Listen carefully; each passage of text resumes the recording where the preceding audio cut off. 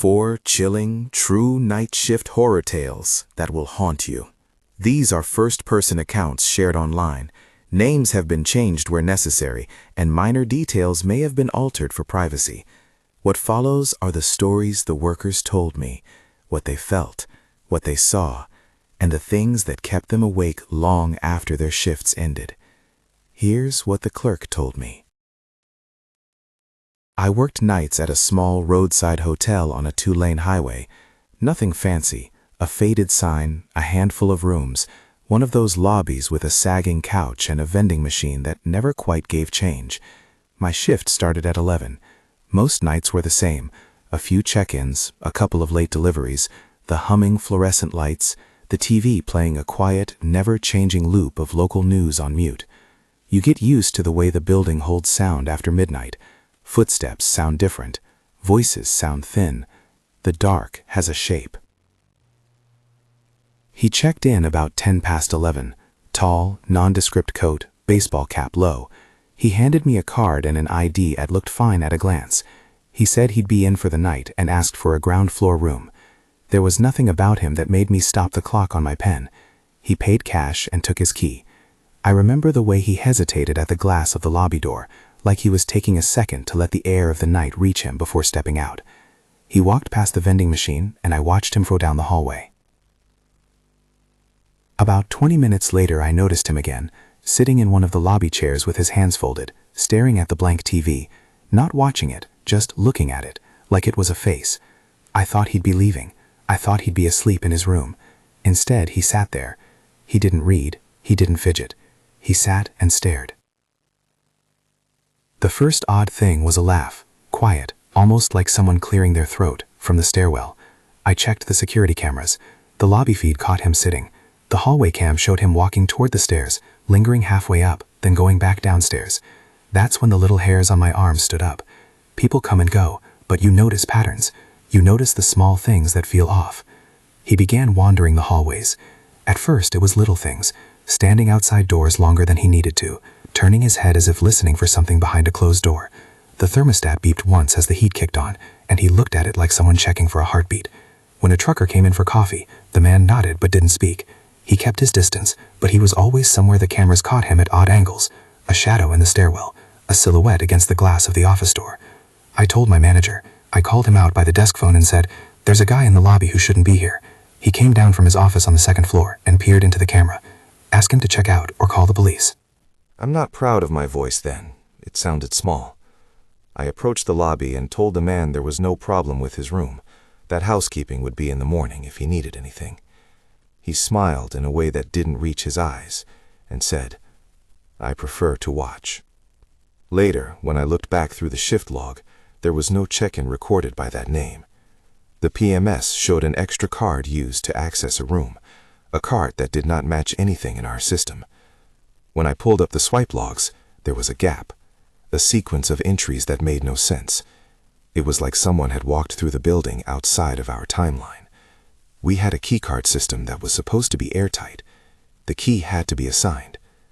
The report said the card used was reported stolen days earlier at a different location. That was the first time the night stopped being a story and turned into something that could be read on a screen and still not make sense. I remember the stairwell light fizzing. The ceiling tiles in the hall smelled faintly of bleach and old smoke. I remember thinking, absurdly, that if he wanted to hurt anyone, the quiet of our hotel would be the perfect place to hide it, mostly because no one expected anything here. That's what makes nights like that dangerous, the slow erosion of assumption. You assume the people you see are transient, that they'll obey the same rules you do. You assume the locks and cards mean what they say. At about 2 in the morning, I heard a soft, urgent whispering from the 3rd floor. It sounded like someone counting doors. I walked up, and there he was. At least he was near the stairwell, peering down into the dim. I told him again to leave if he didn't have a room. He said, "I'm checking for friends," and laughed like it was a joke. When I told the desk clerk the story, what shook me most wasn't the man himself. It was that our logs showed no record of him ever signing in. I remember staring at the screen, thinking I'd misread the date, thinking maybe the system had a lag. But the card entries on the door locks told a different story. Someone had used a single key to open multiple doors between midnight and 2, always with a pause that suggested someone was listening behind those doors. One door had a fresh scratch near the handle. Another room's curtains were slightly pulled to the side, as if someone had looked in. I called the non-emergency line. I told the dispatcher what I had seen. They said they'd send a unit when available. My manager suggested calling the local cops directly. I dialed 911 because my chest had tightened the way it does when you look at the hallway and see movement where there should be none. The officers came quicker than I expected. Maybe someone had flagged the license plate of the car he'd arrived in, or maybe a neighbor had seen a suspicious figure. I don't know. I only know they arrived with flashlights cutting into the dark, and a kind of calm urgency I've never been able to mimic. They moved through the lobby with purpose, and when they walked the third floor, I watched from the mezzanine like someone watching actors from the wings. They found him in the stairwell, hands on the rail, not hiding but not cooperative. He said nothing for a long time. They arrested him. That's the part of the night that felt like a relief and a betrayal all at once. I wanted to be glad. I was glad. We all were. That someone had stepped into the space between us and whatever he'd been doing. But later, when the adrenaline faded, the relief thinned into a quieter, colder thing. The realization of how long he'd been inside the building. The realization that the systems designed to protect us had been patched at the seams. The realization that the harmless assumptions I made about people and schedules had been exploited. Afterward, when the council of officers left and the cameras had been rewound and replayed for the 1,000th time, I sat at the front desk and tried to make sense of routine. The register, the name on the log, the little things that keep a night going. I checked the timestamp again. I memorized the minutes between his entries like you memorize a phone number. I replayed his face. I thought about the way he had sat in the lobby watching a dead television, as if he were waiting for something to happen to fill the silence. He was charged, the precinct said. I was told they found items belonging to other guests in his vehicle. I was told the card he'd used had been reported missing, stolen from a wallet a town over.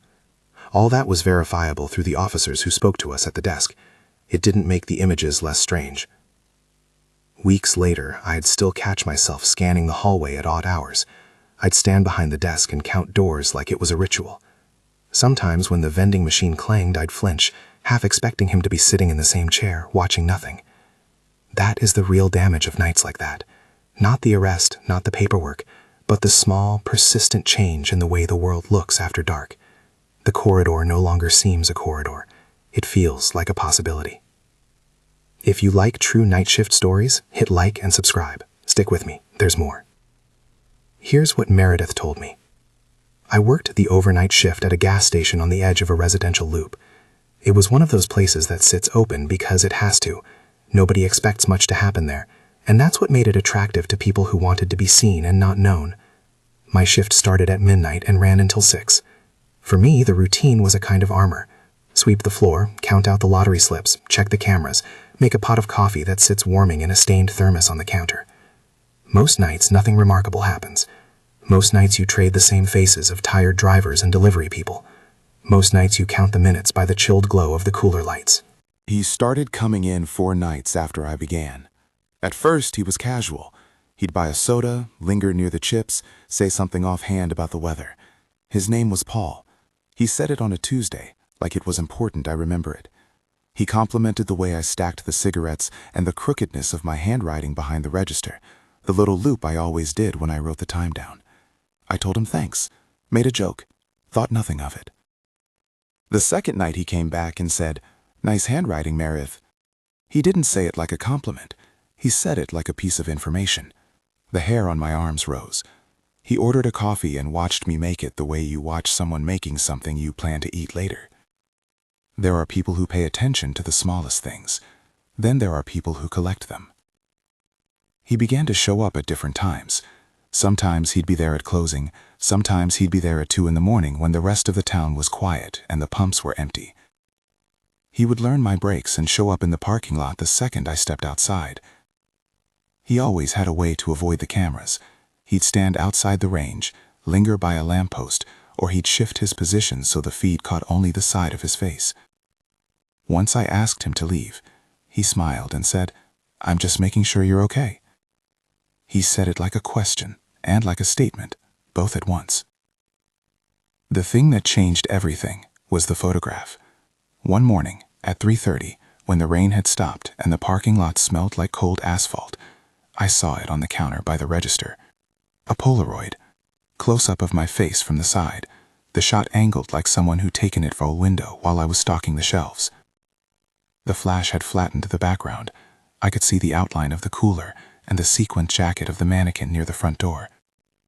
Written on the back, in small print, "Don't worry, I'm here." I picked it up and my hands were shaking.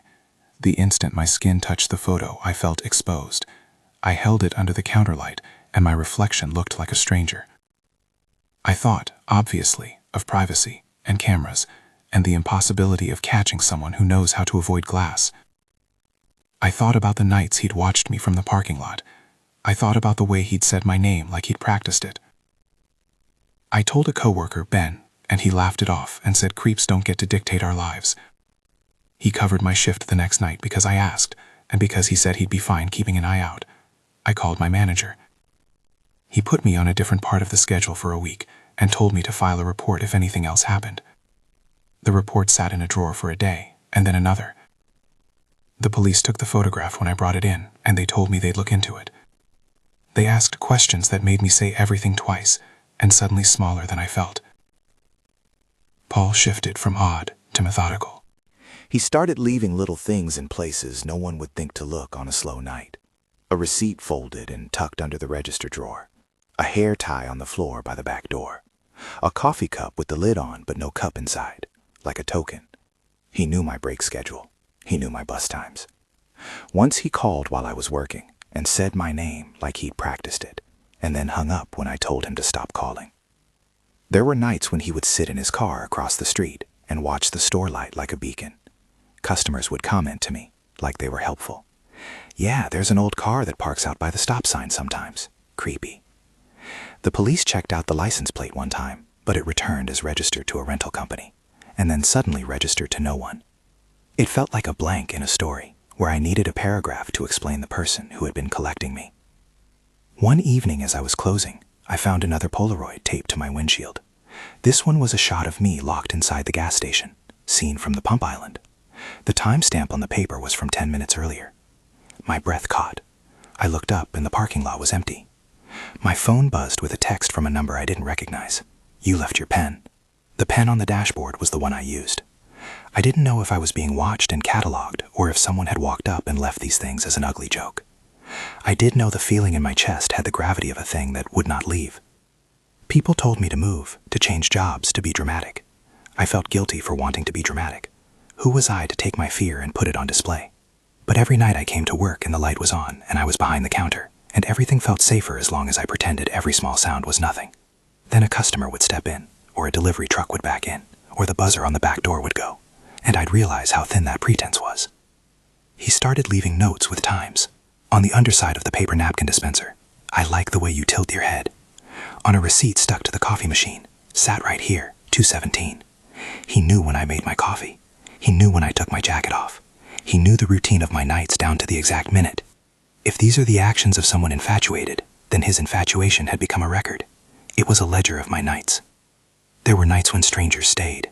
A man I didn't know would come in and sit at the counter, and sometimes he'd notice the Polaroids and say, quietly, "That's messed up." He'd sit with me while I closed up. Sometimes Ben or other coworkers would wait in the parking lot with their headlights on. One night a woman who pumped gas told me she'd seen a car circling the block 3 times, and finally pull over across the street, where a man sat and stared at the illuminated store like it was a stage. I started to dread the night, because the night had turned my life into a puzzle I was missing the pieces to solve. I began carrying everything I touched with 2 hands. I logged each note, each call, each Polaroid on a little pad. I named the incidents like you name storms, to give them shape. I clutched that pad like a lifeline between me and whatever he was making of my face. Then one night, after a shift Ben covered for me and I walked out to my car under a sky that smelled like rain again, I found a note tucked under my windshield wiper. It wasn't a Polaroid. It was a small scrap of paper with one word, my name. Not written, typed, like someone printing it from a tiny thermal printer. No punctuation, no context, just my name. I stood still, my keys in my hand, the hum of the pumps in the background. I remember thinking about the first weeks at the store, how nothing ever happened, how I used the monotony like armor. I remember thinking about the way he said my name, like he'd practiced it. I remember the sound a pen makes when you click it 3 times, and the universe answers with silence. I called the station manager, and he told me to go to the district office the next day. I left my keys in the ignition, and I walked back into the store, and I said, "I don't think I can work here tonight." He told me I'd be fine, that a few changes would be made to the schedule. He said they talked to the police. I felt halfway between relief and embarrassment, like I'd rung an alarm only to be told the alarm would be scheduled to ring again another day. That night I stayed with a coworker. I slept with the lights on and woke every hour. I kept checking my phone for missed calls that didn't come. In the morning, the manager texted me, "We put in a report. You can transfer shifts." He used corporate language that made the problem feel like an item on a checklist. I appreciated the offer, but the thing that had already lodged into me wasn't going to be fixed by a different shift. It had lodged in the pattern of my nights and in the way my name now seemed to fit into other people's mouths. As I sat in the passenger seat on the way to my friend's apartment, I thought about the phrase he used the first time, how casual it had been. He said my name like he'd practiced it. That phrasing kept looping. I thought about the photo on the counter. I thought about the note under my wiper. I thought about the way my routine had been turned into a map that someone else read and followed. That's when my phone buzzed. It was a picture message from a number I didn't have saved. The image was grainy, the quality of a camera phone taken through a window. It was the inside of my car, from the passenger side. The seat still warm, the seatbelt folded like someone had just unbuckled. Written beneath the image in block letters, "Good night." I wanted to throw the phone. I wanted to run. I wanted to do all the things that panic recommends and common sense forbids. I did none. I sat there and I breathed in and out until the edges of the panic blurred. Then I posted the image on my little pad, everything cataloged now, and I thumbed a message to Ben. He's back. He answered almost immediately. "Don't go home. Stay with me." I told the store manager what happened. The police reopened the file and came to take another statement. They said they might put out an alert, that someone could be watching from afar. They asked for every piece of evidence I had, the Polaroids, the receipts, the messages. They photographed the notes and told me to save the original Polaroids in a Ziploc bag. They said they had a unit that dealt with harassment and stalking, but they didn't guarantee anything.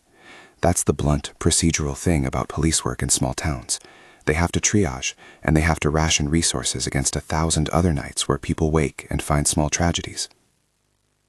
He said my name again that night, and this time I could hear someone outside the window, near the pumps.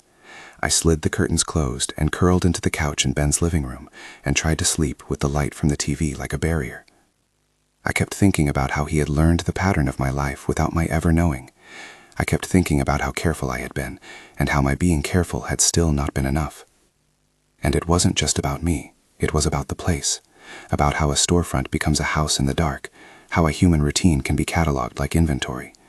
When you can predict someone's movement to the minute, you have more than knowledge, you have leverage. That night ended with the police promising to check nearby camera footage. They said they tried to identify the car that had been parking across the street. They asked me if I wanted to press charges if they found someone. I said I didn't know. I said I wanted to feel safe more than I wanted justice at that moment. I wanted to be able to take the bus again without my stomach nodding. I wanted to stop cataloging my fear. A week later, I left. Not forever. At first, it felt like a temporary transfer, a different shift. Then another month passed, and my manager told me the company had offered me a position at a different location. "For your safety," he said. The paperwork said accommodated shift. The truth felt messier. I wanted to leave town. I wanted to leave the place where my name had been spoken with a casual intimacy by someone who had turned my nights into a map. But the thing that followed me wasn't my schedule. It was the sound of my name said in a way that meant, "I know where you are."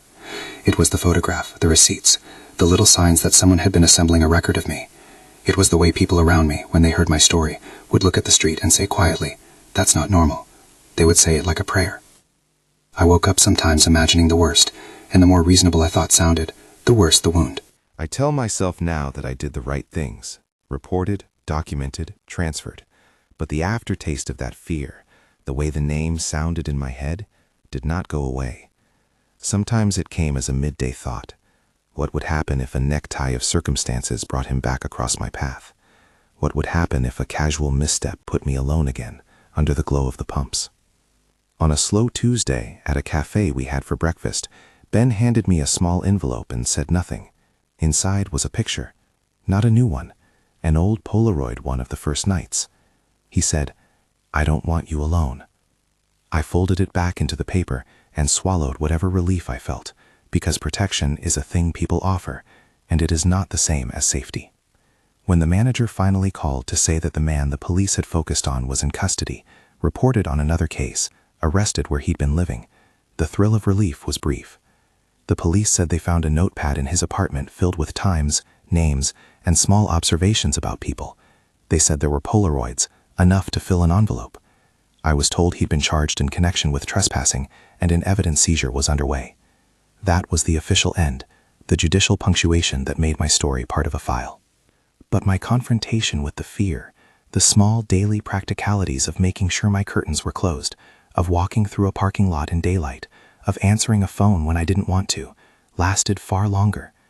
Even after the arrest, even after the restraining order was filed, I would hear my name said in the back of my mind, and it would sound like the man who had practiced saying it. I remember, before the arrest, the way his voice had sounded when he stepped into the store one last time and said, soft as a closing door, "Good night, Meredith."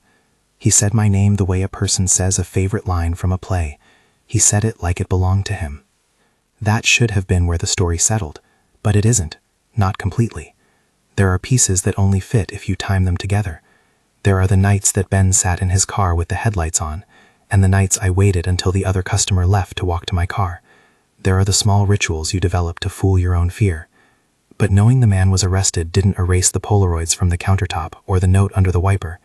It didn't erase the way my name had been turned into the sound of someone else's ownership. Pause here for a moment and imagine the smallness of those acts, a photograph, a folded receipt, the slow, deliberate way someone learns a routine. They seem trivial until they're not. Sometimes the scariest thing is the steady accumulation of tiny, ordinary intrusions. Here's what the next clerk told me. The night I first met him, I thought he was just another customer. But that's what they all said at first. The car pulled up without plates and sat under the shadow of the street lamp like a dark animal, the headlights off, the engine humming. People noticed, came in and told me they'd seen the same car circled a lot for 20 minutes. They said the occupant sat very still and watched. They came inside to buy coffee and asked if I'd seen anything. I said I hadn't. I thought I hadn't. Then a man approached the window and tapped the glass with a long, deliberate knuckle. The clerk's voice trailed then.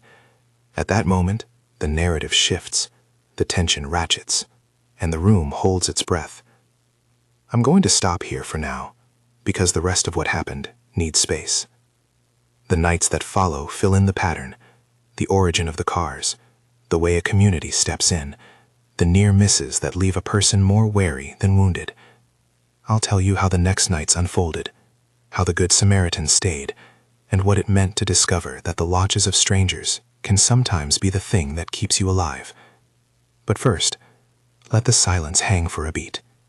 Let the parking lot sit dark for a moment, and imagine the headlights falling just short of the curb. The glass of the storefront felt colder than it should have. It wasn't the temperature. It was the way the reflection of the lights made everything look 2 layers removed from reality. My face flattened and distant, the shelves like painted backdrops. The first night the car showed up, a man told me he'd seen it circle the block. "It's been out there," he said, rubbing his hands around a cup of coffee. A black sedan, no plates, sat with the lights off for like 20 minutes. People tell you things at midnight the way they confess sins. You hear them, and you file them away until the pattern forms. The second night the car came at the same time, a little past 2 a.m., and this time it wasn't alone.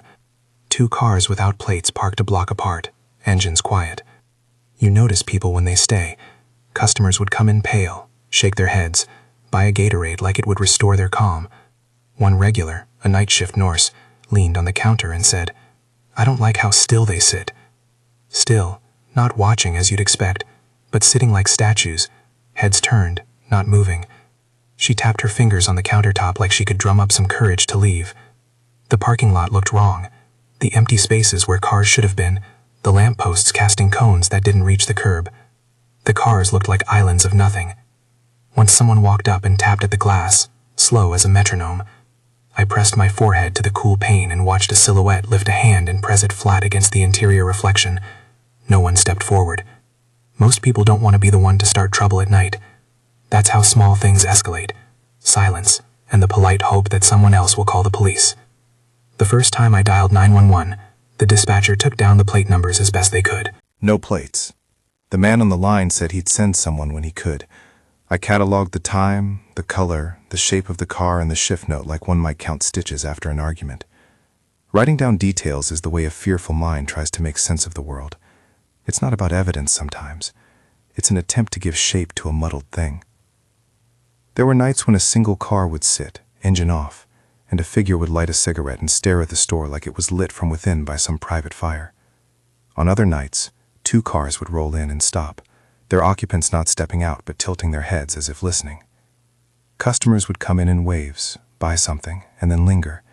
They'd exchange glances like guild members. A delivery driver once stayed in his truck for 20 minutes and then told me, low enough that I had to lean over the counter to hear, that the driver next to him had made a note of our address and looked up maps on his phone. He said it like a thing he'd only half believed. After a few nights of this, a woman came in and sat at the soda rack and said, we should not be the only ones paying attention. She was in her 40s. She drove a van and had the steadiness of people who put up with the world. Her name was Rosa. She started showing up at closing time and sitting in the passenger seat of her van, lights on, like someone posted guard. She told me she'd been watching the car and that once, a man in the back seat had adjusted this camera-looking device he held up to the window, peered through it, then set it down like it was nothing. She described it like she was cataloging birds, each action measured, each behavior placed. This description matched nothing I wanted to accept, and everything my eyes had seen. At some point, the jeopardy of the situation moved from eerie to actionable. A young couple walked in one night pale and shaken because someone had knocked on their apartment window across the street. No one had broken in, no one had forced a door, but the sense of being watched had migrated across property lines and made itself a community thing. People started to talk to one another. That is when the story took a turn in our favor. Strangers became allies. A man named Luis, he pumped his own gas every night and had an inexplicable fondness for detail, parked his truck so it blocked the driveway one night and stayed by the pump, watching. Another regular, an off-duty cop, pulled in and said he'd stay in his car. Together, they formed a little rim of lights in the lot and refused to let the quiet be host to strangers anymore. They called themselves ridiculous when they joked about it, but the joke thinly veiled the truth. If enough people paid attention, the weirdness had nowhere to hide. The night the situation might have turned from surveillance into something worse, the unplated sedan pulled up and parked under the streetlight. The occupants sat motionless for a long time, long enough that the regulars began to count breaths at their pumps. Then, as if answering some invisible signal, the 2 cars that had circled before crept closer until they were all within shouting distance. The group of us on the lot, a mix of strangers, decided not to let the cars go. We kept our voices low and our movement purposeful. Someone called 911 again. Someone else drove their truck around the vehicles to block an exit. The drivers inside the sedans finally stirred and started to leave, tires crunching over gravel. One of the cars reversed fast and then sped away when a headlight swept across it like a net. The police came. They checked the lot and the cars had already gone. The officers took statements from several of us and wrote down descriptions. They said they would monitor the area and increase patrols for a while. They asked for the roughest details, the names of people who'd witnessed, the times when the cars had come and left. I remember feeling an odd surge of relief when the officers promised to keep an eye out. It was small, a promise like a Band-Aid, but it was something. Still, the cars came back, not every night, but often enough that the pattern could no longer be shrugged away. Sometimes they appeared leagues apart. Sometimes they came in pairs like chess pieces making a move. There was one night a man came in and tapped the glass again, and this time he left a paper on the windshield of a customer's car, a receipt from a convenience store in a town 30 miles away, time-stamped at the same minute the customer had been inside buying breakfast. It was as if someone was tracing the map of people who might notice. The police took photographs of that receipt. They logged it. They told us to keep records and to call each time. They said some helpful things and some procedural things, and then they left to tend to other calls. The not knowing was worse than almost anything else. You can tolerate unpleasant certainty. You can't tolerate 1,000 possible scenarios that might exist in their place. I worked shifts in a kind of suspended dread, looking out at the dark spaces between cars, running my hand over the counter etch until the skin went numb. Friends told me I should transfer. Management kept saying they would hire more security or move the pumps so the lot was more visible. People do what they can, but policies and pledges are not the same as a human presence, and my nights require a different calculus. One late night, a man from the neighborhood who'd been volunteering to help said something I still think about. He stood near the pump with his arms crossed and said, "They might be checking the store, sure, but I think they're checking us." His voice was tired in the way people sound when they have been awake with a problem for too long. They're mapping who pays attention. It hit me like a cold slap. The cars weren't only about the building. They were about figuring out how the people in the building moved. If a person's habits could be cataloged, those patterns could be exploited. It took a minute for me to admit the truth. I felt for the first time like I was an element on someone else's map. We started doing small, human things to break the pattern. Rosa brought extra flashlights and kept them in her van. Louise and a few others would practice pulling into different spots, pretending to be customers. People who had once hurried through the lot now took a beat to applaud at the absurdity of their own bravery. There was no heroics, no cinematic takedown. There was simply a communal refusal to be isolated. That, more than anything, pulled me back from the edge of panic. The police followed up with camera footage from a neighboring business and said parts of the video were inconclusive because the cars had their lights off and the shots were overexposed by the lamplight. They could be renters, one officer said. They could be looking for something, or somebody. The uncertainty of his answer matched the uncertainty of the situation, plausible explanations layered over a deeper, quieter fear. One night, a man in a hoodie stepped out of the darkness and walked up to the pump while I was filling a coffee. He didn't try to be funny or friendly. He asked if the lot had been busy. I told him the truth. Not really, just the cars. He nodded and said nothing more. After he left, I discovered he'd left a small flashlight on the counter with a note that read, "If you see them, call." No name, no number, just a flashlight and the weight of a shared watch.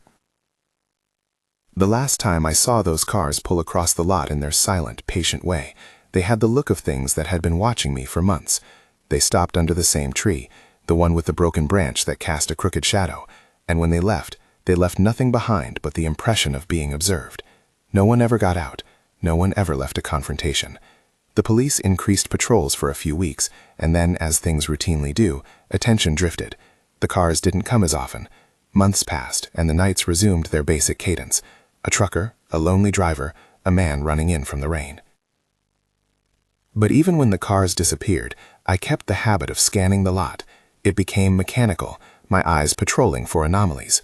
I still keep notes, boxed in a drawer with receipts and Polaroids that aren't mine. I wouldn't say the experience left me broken. It left me changed in the way all those nights do. Patient, watchful, more likely to look twice at a parked vehicle that shouldn't be there. I learned in the slow accumulation of small threats that sometimes survival is built on the ordinary bravery of neighbors who refuse to be blind.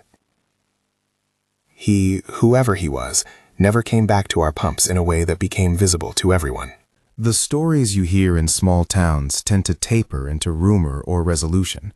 Ours didn't exactly resolve so much as thin out. People moved on. We closed at the regular time. We kept the lights on. We told ourselves the cameras and the officers and the watchful neighbors had done their work. Here's what Daniel told me. Working a motel desk at night is a study in rhythms. The world thins into small tasks. Log a guest, fold a brochure, check that the coffee urn is full. The building becomes a creature with a slow heartbeat. The HVAC kicks, the sprinkler system gurgles, the neon sign hums in the distance. You get to know the sound of the place, and it becomes, in a way, a lullaby. That's what made the bell ring so wrong. At first, it was a single chime in the lull around 3 a.m. The lobby was empty. No one at the vending machine, no cars in the lot, the television on a muted loop of static and late-night infomercials. I remember thinking a guest had come down to complain about a noisy AC. I walked around the desk and looked through the glass. Nothing. No footsteps in the carpet, no shadow at the door. The bell had rung again, a softer sound, like someone pushing up through the floor to touch a bone. I checked the cameras. The lobby feed showed unremarkable emptiness. The door sensor didn't register a recent entry. I told myself, probably the wind. Buildings make noises. I made coffee and tried to fold the day's log into something manageable. Then the bell rang again, louder this time, but still the cameras showed nobody. The sound came from under the counter, soft at first, and then insistent, like a child tapping until you look. I crouched and peered under the desk, because curiosity and fear make strange alliances. At the edge of the metal trim, a pale hand curled and pushed against the underside like a slow wave. The fingers were thin and the nails slightly ragged. For a second, I considered every absurd explanation. Somehow a raccoon had learned to ring a brass bell. A prank, maybe exhaustion. But those theories didn't match what I saw, a hand that moved with purpose. It pushed the bell, once, twice. The thud then echoed through the quiet and my stomach knotted in a way I didn't expect. The hand withdrew and a shape slid forward from under the desk.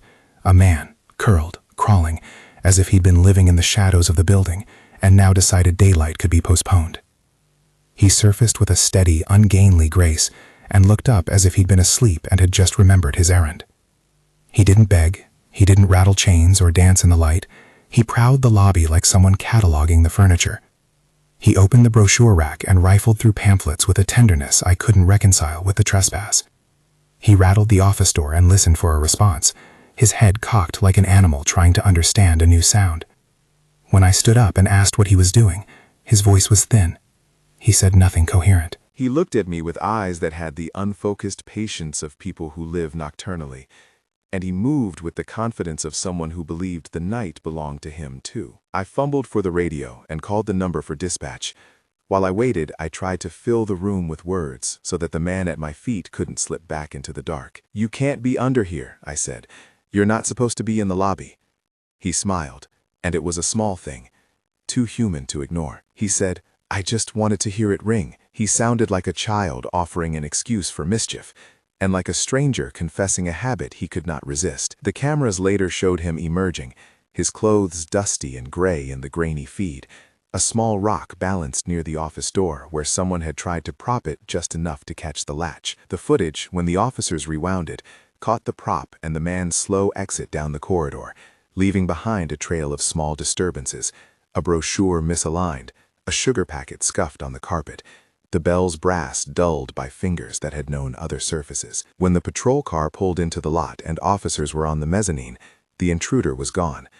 The feed showed him slipping out back through a maintenance door left ajar, vanishing like a smear on old film. The feed did show the rock that had been placed at the base of the door, a thing meant to buy seconds. The officers swore they'd checked the grounds and canvassed nearby hotel rooms.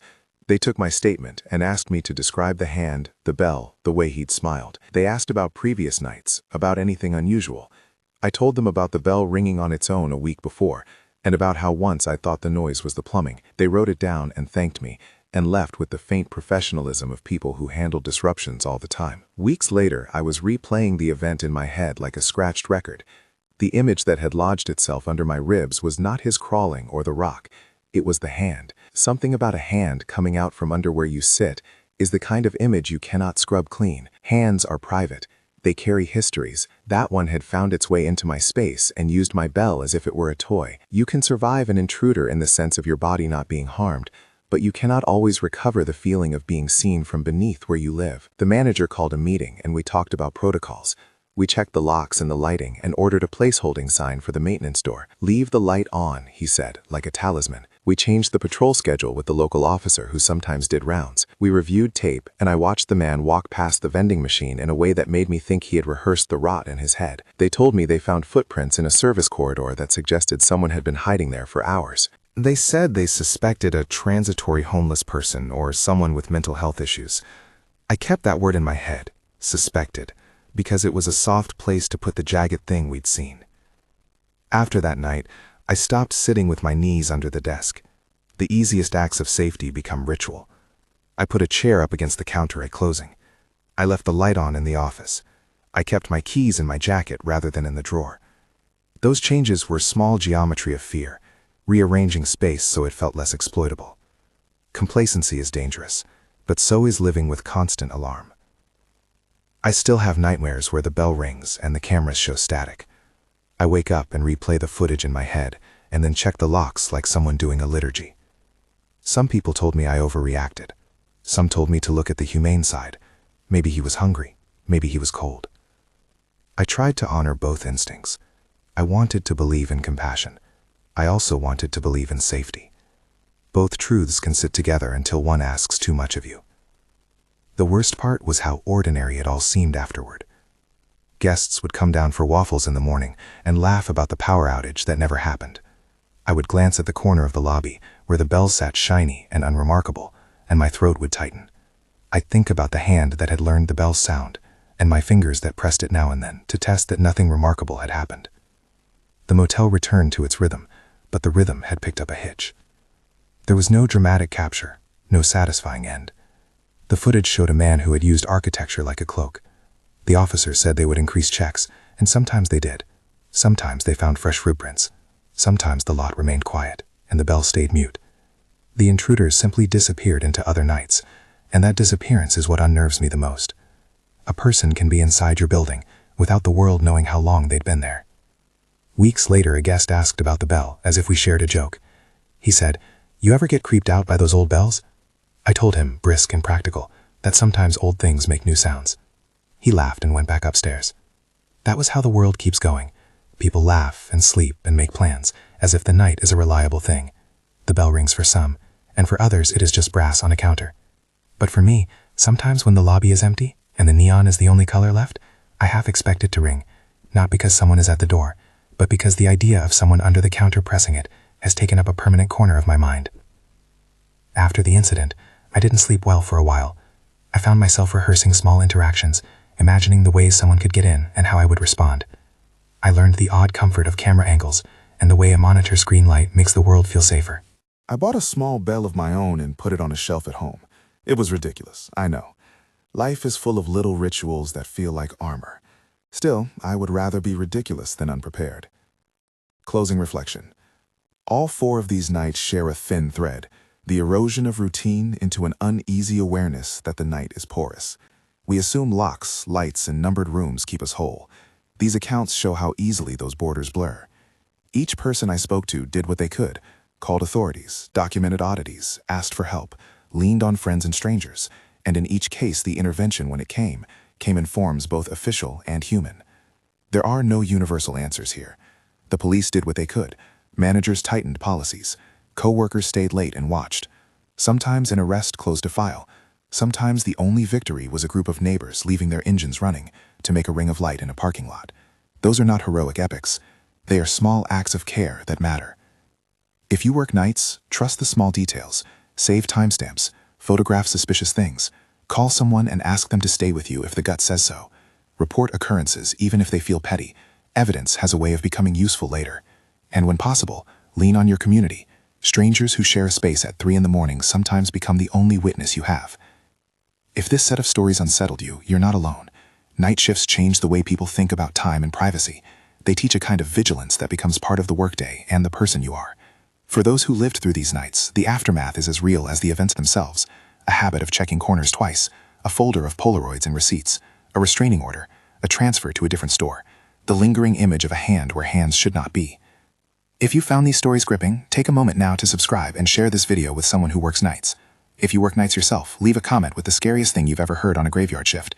Keep it brief and remember to protect your privacy. There are more stories like these, and we'll keep sharing them with care. And finally, if you ever sit behind a desk while the world sleeps, check the lobby before you sit down. Sometimes the bell really is ringing.